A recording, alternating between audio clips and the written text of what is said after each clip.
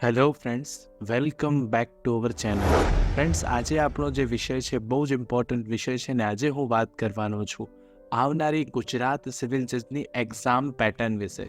Yes friends, આપ દરેક સ્ટુડન્ટના ઘણા બધા પ્રશ્નો હતા કે ગુજરાત સિવિલ જજની એક્ઝામ દર વર્ષે આવે છે કે કેમ, અથવા તો કેટલી વાર લેવાય છે વર્ષમાં. ઘણીવાર સ્ટુડન્ટ્સના એવા પણ ક્વેશ્ચન હોય છે કે આ એક્ઝામનું સિલેબસ શું હોય છે, કયા સબ્જેક્ટ આપણે વાંચવાના છે. સાથે સાથે ફ્રેન્ડ્સ, ઘણા સ્ટુડન્ટ એવું પણ પૂછતા હોય છે કે આ એક્ઝામમાં એસેન્શિયલ ક્વોલિફિકેશન શું હોય છે અપિયર થવા માટે. તો ફ્રેન્ડ્સ, આપ સૌના દરેક ક્વેશ્ચનના આન્સર હું આજે આપવાનો છું. તો ફ્રેન્ડ્સ, આ વિડીયોને એન્ડ સુધી જોજો જેથી આપ સમજી શકો કે ગુજરાત સિવિલ જજ એક્ઝામની પેટર્ન શું હોય છે, એસેન્શિયલ ક્વોલિફિકેશન શું છે અને સાથે સાથે આ એક્ઝામમાં સિલેબસ શું હોય છે.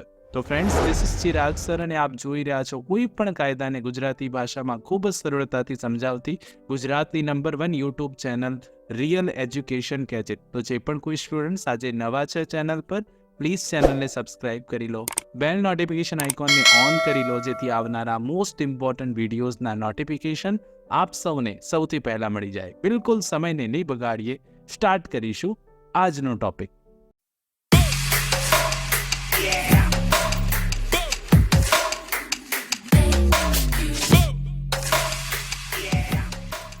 તો ફ્રેન્ડ્સ, સૌથી પહેલાં હું વાત કરીશ કે ગુજરાત સિવિલ જજની એક્ઝામ કેટલી વાર લેવાય છે અથવા કેટલા સમયે આવે છે.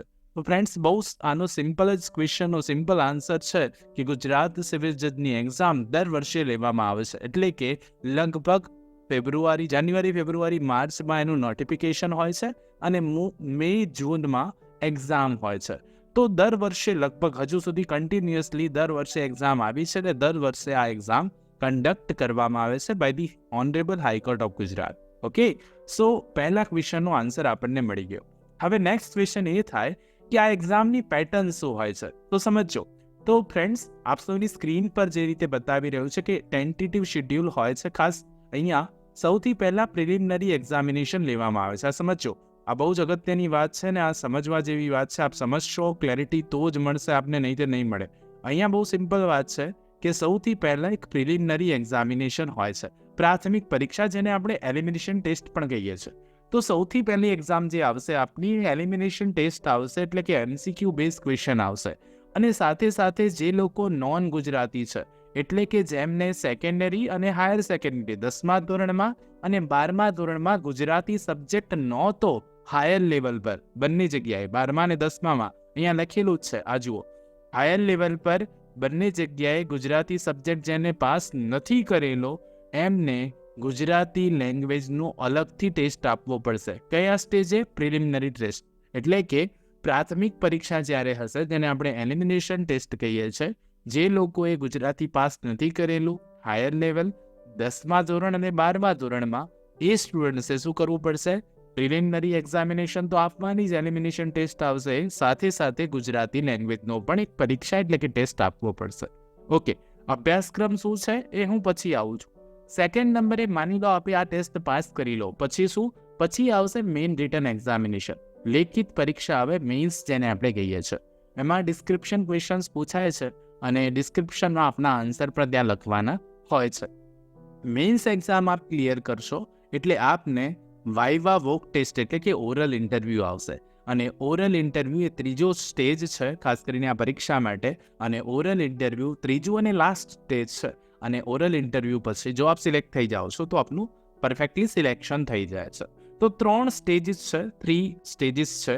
પ્રિલિમિનરી એક્ઝામિનેશન, જે લોકો નોન ગુજરાતી છે, ગુજરાતી સબ્જેક્ટ પાસ નથી કરેલો, એ લોકો માટે ટેસ્ટ ઓફ ગુજરાતી લેંગ્વેજ પણ આવશે પ્રિલિમિનરી સાથે સાથે.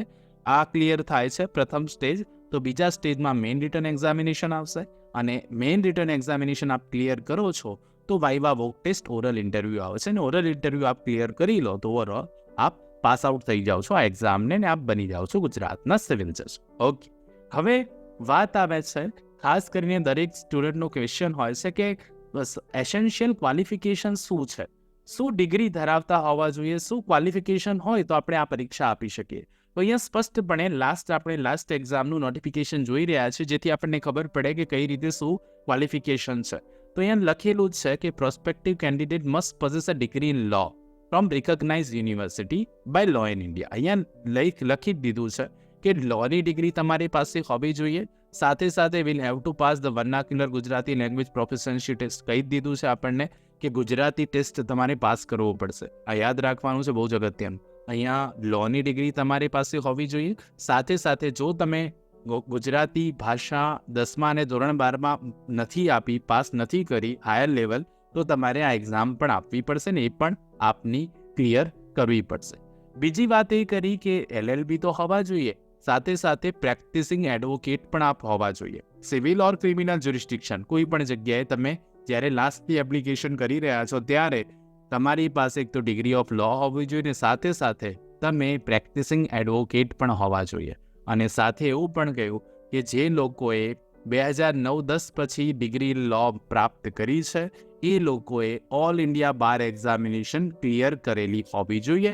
એનો મતલબ એવું છે કે આપ અત્યારે એક્ઝામ આપી રહ્યા છો, આપણે લેટેસ્ટલી 2009-10 પછીથી LLB ક્લિયર કર્યું છે, તો AIBEની એક્ઝામ આવે છે જે ઓલ ઇન્ડિયા બાર એક્ઝામિનેશન જે આવે છે એ ઓલ ઇન્ડિયા બાર એક્ઝામિનેશન શું કરવું પડશે? આપે પાસ આઉટ કરવી પડશે, તો જ આપ આગળ વધી શકશો. તો આ બહુ જ અગત્યની વાત છે. ઇન્સ્ટન્ટ રિક્રુટમેન્ટ પ્રોસેસની આપણે વાત કરી તો આ AIBની એક્ઝામ આપને પાસ આઉટ કરવી પડશે. સાથે સાથે અહીંયા લખી દીધું છે કે કોર્ટના જે લોકો હોય છે પણ અધર એલાઇડ ડિપાર્ટમેન્ટના લોકો રિસિપ્ટ ઓફ એપ્લિકેશન કરી શકે છે. તો અહીંયા બસ એટલી વાત છે કે ખાસ કરીને જે સ્ટુડન્ટની વાત આપણે કરી એમને ખાસ બીજું પણ એક મસ્ટ હોય છે એસેન્શિયલ ક્વોલિફિકેશન્સમાં basic knowledge of computer application હોવું જોઈએ. કોમ્પ્યુટર એપ્લિકેશનનું તમને બેઝિક નોલેજ હોવું જોઈએ. CCC પ્લસ એક્ઝામ આવતી હોય છે તો એ એક્ઝામો આપ પાસ આઉટ કરેલા હોવા જોઈએ, જેથી આ બહુ જ ઇમ્પોર્ટન્ટ પહેલાં જ કહી દીધું છે કે આપણી પાસે સર્ટિફિકેટ હોવું જોઈએ બેઝિક કમ્પ્યુટર નોલેજ. ઓકે, તો આ એસેન્શિયલ ક્વોલિફિકેશન છે. તમે આટલું કરેલા હો, તમારી પાસે આટલી ડિગ્રી હોય, આ રીતે તમે એક્ઝામમાં અપિયર થઈ શકો છો. તમારી પાસે આ ક્વોલિફિકેશન છે તો તમે શું કરી શકશો? આ પરીક્ષામાં ફોર્મ ભરીને પરીક્ષામાં અપિયર થઈ શકો છો. એજ લિમિટ બાબતે પણ ઘણા સ્ટુડન્ટ પ્રશ્નો ઉઠાવતા હોય છે કે શું એજ લિમિટ છે? 35 યર્સ જનરલ કેટેગરી માટે છે અને 38 જે ડિસેબલ પર્સન છે એમના માટે છે. એજ્યુકેશનલ ક્વોલિફિકેશન જે અહીંયા કહી દીધું છે, ખાસ કરીને 35 યર્સ 35 વર્ષની age limit, upper age limit આપેલી છે જનરલ કેટેગરી માટે અને અધર રિઝર્વ કેટેગરી માટે 38 યર્સ છે. Okay, yes. હવે બહુ જ ઇમ્પોર્ટન્ટ અહીંયાથી બીજી વાત કરું તો શું અભ્યાસક્રમ હોય છે અને શું અભ્યાસક્રમ હોય છે ને કઈ રીતે શું પ્રોસેસ છે એક્ઝામની? તો પ્રિલિમિનરી એક્ઝામિનેશન મેં કહ્યું એ પ્રમાણે 100 પ્રશ્નો હોય છે MCQના. 100 પ્રશ્નો હશે ને જેનો 1 માર્ક હશે એક પ્રશ્નો, એટલે કે ટોટલ 100 માર્કની આ પરીક્ષા હશે. 2 કલાકનો તમને સમય મળશે અને ખાસ MCQs હશે બધા 1 માર્કના અને સાથે સાથે ખોટા માટે 0.33 માર્ક નેગેટિવ છે. એટલે કે જો તમે ખોટો આન્સર આપ્યો તો તમારા પ્લસ માર્કમાંથી 0.33 માર્ક શું થઈ જશે? રોંગ અથવા મલ્ટિપલ આન્સર માટે માઇનસ થઈ જશે. એટલે માઇનસ મેથડ થશે. આ એલિમિનેશન ટેસ્ટ હોય છે. હવે શું અભ્યાસક્રમ છે પ્રિલિમ એક્ઝામિનેશન માટે? તો અહીંયા પાર્ટ 1માં 3 પાર્ટમાં એક્ઝામિનેશન હોય છે. એટલે કે 100 માર્કનું જે પેપર છે એના માટે 3 પાર્ટ આપ્યા. પાર્ટ A, પાર્ટ B અને પાર્ટ C. આ 3માંથી પ્રિલિમનું પેપર બને છે. એમાં સૌથી પહેલાં પાર્ટ Aમાં IPC સબ્જેક્ટ આપેલો છે, CRPC સબ્જેક્ટ હોય છે, ઇન્ડિયન એવિડન્સ એક્ટ હોય છે, ગુજરાત પ્રોહિબિશન એક્ટ છે, પ્રોબેશન ઓફ ઓફેન્ડર્સ એક્ટ છે, juvenile justice care and protection of children act 2015 છે, protection of women from domestic violence act છે, Gujarat prevention of gambling act પણ ત્યાં છે, ઇમોરલ ટ્રાફિક પ્રિવેન્શન એક્ટમાંથી પણ પ્રશ્નો આવે છે, PCPNDT એક્ટ પણ છે, નેગોશિયેબલ ઇન્સ્ટ્રુમેન્ટ એક્ટ પણ છે, registration of birth and death act 1969, ત્યારબાદ protection of children from sexual offences act જેને આપણે પોક્સો કહીએ છીએ, IT એક્ટ 2000 અને indecent representation of women prohibition act 1986. તો આ પાર્ટ A છે અને આ પાર્ટ Aમાંથી MCQ બને છે. એમાંથી પ્રશ્નો પૂછાય છે. કયા સબ્જેક્ટમાંથી કેટલા પ્રશ્નો પૂછાય છે એ નક્કી નથી, પણ આ અભ્યાસક્રમ આપણે પાર્ટ Aમાંથી આટલું આવશે. એટલે કે પાર્ટ Aમાં આટલા કાયદા આપેલા છે, અહીંયાથી પ્રશ્નો બનશે. પાર્ટ Bમાં એટલે કે એમાં જ 100 માર્કના પેપરની અંદર જ CPC છે પાર્ટ Bમાં, એટલે કે સિવિલ કાયદાઓ જેને આપણે કહીએ, લિમિટેશન એક્ટ છે, કોન્ટ્રાક્ટ એક્ટ છે, કોન્સ્ટિટ્યુશન ઓફ ઇન્ડિયા છે, partnership act, specific relief act, Gujarat court fees act, sale of goods act, transfer of property act, arbitration conciliation act, commercial courts act, personal laws છે, Hindu Muslim and Christian succession laws છે, અને legal મેક્ઝિમ્સ પણ છે. તો આ part બીમાં આ રીતે civil કાયદાઓ છે, અહીંયાથી પ્રશ્નો બને છે, પ્રિલિમ્સની વાત છે. અને પાર્ટ સીમાં જનરલ નોલેજ છે, ઇંગ્લિશ લેંગ્વેજ છે, test of reasoning, numerical and mental ability and basis of computer application, આટલી વસ્તુ પાર્ટ સીમાં પણ છે. તો આ પાર્ટ એ બી પાર્ટ સીમાંથી ક્વેશ્ચન પેપર બને છે. Language of the question paper of preliminary examination will be English world. પ્રિલિમમાં માત્ર ને માત્ર ઇંગ્લિશમાં જ પ્રશ્નો આવવાના છે, આ યાદ રાખવાનું. પાર્ટ એ, પાર્ટ બી અને પાર્ટ સી એ સિલેબસ છે અને ત્યાંથી પ્રિલિમિનરી એક્ઝામિનેશન બને છે. ઓકે, ત્યારબાદ વાત કરીએ આપણે તો મેઇન્સ એક્ઝામ, ત્યારબાદ પેપર 2 જે છે, જે લોકોને ગુજરાતી લેંગ્વેજ નથી 10મા 12મા ધોરણમાં, એ લોકોએ 50 માર્કનો ગુજરાતી લેંગ્વેજનો ટેસ્ટ આપવાનો. એના માટે શું સિલેબસ છે? તો ગુજરાતી નિબંધ લેખન, ફકરા ઉપરથી પ્રશ્નોના જવાબ, સમાનાર્થી વિરોધાર્થી શબ્દો, પત્ર લેખન, ભાષાંતર અંગ્રેજી ગુજરાતી, ગુજરાતી અંગ્રેજી, ટૂંક નોંધ કોઈ પણ વિષય પર અને ગુજરાતી વ્યાકરણ. આટલા ખાસ કરીને વિષયમાંથી, સિલેબસમાંથી 50 માર્કનું પેપર બનતું હોય છે અને અહીંયાથી 50% માર્ક તમારે લાવવા પડે જો આપે પાસ આઉટ થવું છે. ઓકે, તો આ બહુ જ અગત્યની વાત છે. દરેક એક્ઝામ આપે 50% માર્ક લાવવા પડે જો આપને પાસ આઉટ થવું છે. તો હવે બહુ જ ઇમ્પોર્ટન્ટ વાત કે શું મેઇન્સ એક્ઝામમાં કયા સબ્જેક્ટ હોય? તો મેઇન્સ એક્ઝામમાં 2 પેપર હોય છે. There are 2 papers. 2 પેપર્સ હોય છે મેઇન્સ એક્ઝામની હું વાત કરું તો 2 માર્ક, એક ક્રિમિનલનું પેપર હોય છે ને બીજું હોય છે સિવિલનું પેપર. બરાબર, બંનેના 3-3 કલાક સમયગાળો અને 100 માર્કનું આ પેપર હોય છે. અગાઉ જે સબ્જેક્ટ જોયા એ 15 કાયદા ક્રિમિનલમાં પૂછાય છે અને એ જ રીતે અગાઉ જે સબ્જેક્ટ જોયા એ 13 લો સિવિલમાં પૂછાય છે અને એ રીતે અહીંયાથી 100 માર્કનું પેપર બને છે.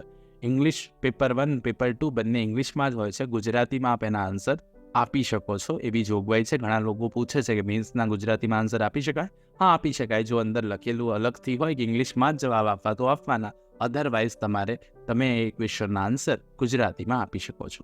અહીંયાથી બહુ સિમ્પલ વાત છે. 50% માર્ક્સ તમારે અહીંયાથી કહી દીધું. મેન્સમાં મિનિમમ 40% માર્ક ઈચ પેપરમાં આવવા જોઈએ અને ઓવરઓલ 50% માર્ક્સ આવવા જોઈએ. ઓવરઓલ 50% માર્ક અને 40% માર્ક તો દરેક પેપરમાં આવવા જ જોઈએ. સાથે સાથે લાસ્ટલી સ્ટેજ છે વાઇવા વોક ટેસ્ટનું અને એ 50 માર્કનું હોય છે, જેમાં તમને કયા પ્રશ્નો પૂછવામાં આવશે, કયા સબ્જેક્ટમાંથી? તો મેન્ટલ અવેરનેસ હોય, knowledge of law, clear and logical exposition હોય, બેલેન્સ ઓફ જજમેન્ટ હોય, સ્કિલ, એટીટ્યુડ, આ બધા પ્રશ્નો ત્યાંથી પૂછી શકાય, જેમાંથી આપણે 40% માર્ક્સ સ્કોર કરવાનો હોય છે. તો ફ્રેન્ડ્સ, આ ઓવરઓલ પદ્ધતિ છે, આ ખાસ કરીને ગુજરાત સિવિલ જજ એક્ઝામિનેશન માટે કઈ રીતે શું અભ્યાસક્રમ હોય છે, ક્વોલિફિકેશન શું હોય છે, એજ લિમિટ શું હોય છે, કેટલા માર્ક્સ સ્કોર કરવાના છે આપે, આ બધી વાત અહીંયાથી મેં આજે કરી છે. આઈ હોપ સો આપને ક્લિયરલી સમજાઈ ગયું હશે. તો સમજાઈ ગયું હોય તો પ્લીઝ એક લાઇક કરી દેજો અને સાથે સાથે કોઈ પણ ક્વેશ્ચન હોય કોમેન્ટ બોક્સમાં જરૂરથી જણાવજો. જો આપને આ વિડીયો સારો લાગ્યો હોય તો આપના મિત્રો સાથે જરૂરથી શેર કરજો, જેથી એ પણ સમજી શકે કે એ એલિજિબલ છે કે કેમ આ પરીક્ષા આપવા માટે. તો આઈ હોપ આ વિડીયો આપને સારો જરૂરથી લાગ્યો હશે. લાઇક જરૂરથી કરજો, શેર કરી દેજો આપના મિત્રો સાથે. આવા જ નવા વિડીયો સાથે ફરીથી મળીશું. ત્યાં સુધી જોતા રહો અમારી ચેનલ રિયલ એજ્યુકેશન ગેજેટ. ખૂબ ખૂબ ધન્યવાદ, ખૂબ ખૂબ આભાર.